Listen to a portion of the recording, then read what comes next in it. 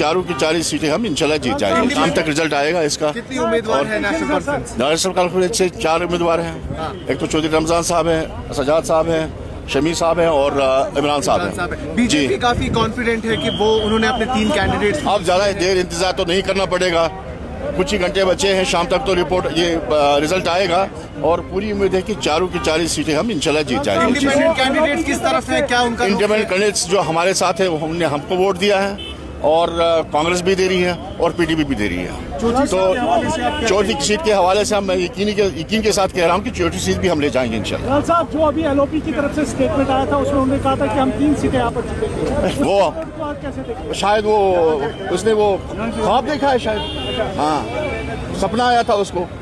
अगर सपने में सपना आया था तो ठीक है, लेकिन उसका कहना ठीक है। अगर हकीकत देखें तो हकीकत तो ये है कि हम सारी सीटें ले जाएंगे इंशाल्लाह। शायद उसने सपना देखा है।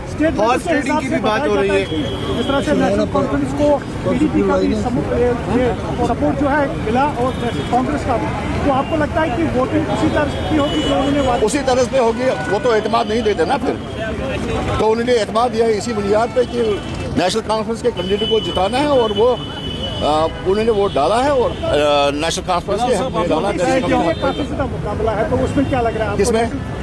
चौथी सीट में यकीन के साथ कह रहा हूँ कि चौथी सीट भी ले जाएंगे इंशाल्लाह। साहब, आपको लगता है कि हॉर्स ट्रेडिंग का कोई मामला? कोई ऐसा मामला सामने नहीं आया, झूठ नहीं बोलूंगा। हॉर्स ट्रेडिंग का कोई मामला ऐसे सामने अभी नहीं आया है। कोई एमएलए एब्सेंट? कोई एमएलए एब्सेंट नहीं है, सारे एमएलए आए हैं जो हमारे अपने हैं, वो सारे आए थे। तो उन्होंने कास्ट किया है वोट। शाम तक कुछ घंटे बचे हैं, शाम तक रिजल्ट आएगा।